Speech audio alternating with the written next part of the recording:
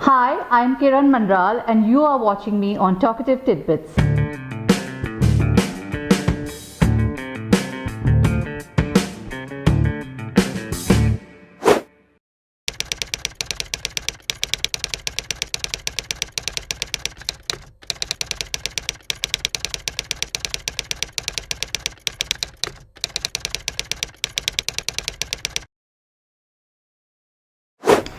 I think the job of a writer is to offend.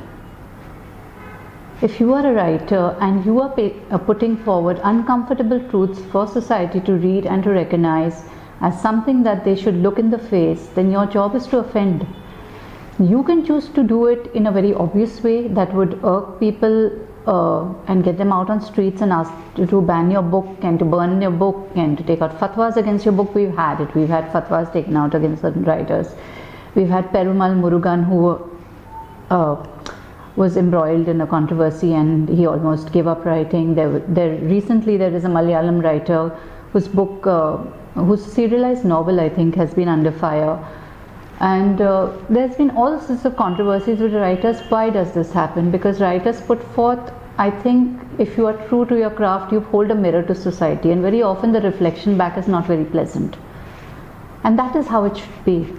That is how it should be, and that is the I don't know if you've read Fahrenheit by Ray Bradbury. That is a book which talks about a very dystopian future where all books have been burnt. What do you do when you burn books? You burn down a people's culture, you burn down a people's collective consciousness. So in that kind of situation, a writer's responsibility is not just to write entertaining stories, it is to write stories that provoke, that make you think. And somebody is going to get offended somewhere in such a situation. We are very thin-skinned as a people. I mean, even more so today, I would say. So, if you are not true to the story, if you're writing stories that you don't want anyone to be offended by, you may write a fun story, you may write a good story, but will it be a story that will last the test of time, that will make people look back at it 10 years later, 20 years later, 100 years later and think this is a story that shook people up? I think these are all very hard decisions you take as a writer.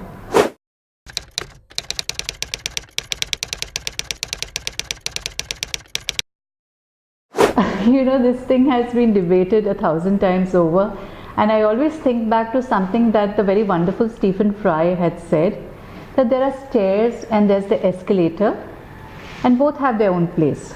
So Kindle is the escalator, books are the stairs. We will always need stairs.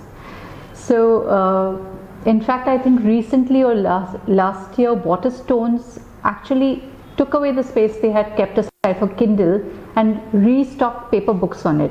So Kindle is popular, but Kindle cannot match the touch and the feel and the smell of a book. Now, you know, you guys came here and you all were just rearranging the entire chaos of my books, and but this, you know, the feel of a book and the smell of a book that has aged and the feel of the bookmarks that you've made. You find pressed flowers inside an old book, you find notes that people have made. It's a different experience reading a physical book than it is reading a Kindle. Of course, a Kindle is wonderful. You can carry hundreds of books in a Kindle, and if you're going on a holiday, you're not going to carry 2 more suitcases with hundreds of books. So in that sense, it's very convenient. What I think is each will have its own place, and there will be some hardcore, devout paper book fans, and there will be some who will read on the electronic medium. To each their own, as long as people read. That's what I say.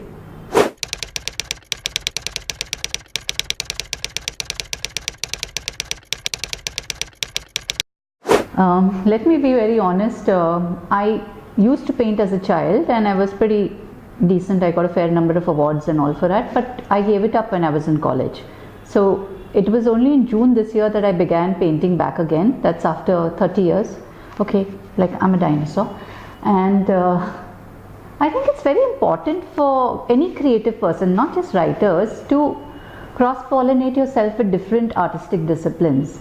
Be it theatre, be it dance, be it music, because everything enriches you in a certain way. You have to keep yourself open to other influences, to other creative sources.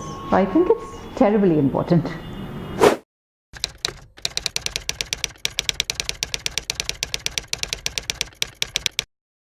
I think women writers have always been shouting into the wilderness for the longest of times, and I think we are still shouting. It will take us some while to get there, to get our voices heard.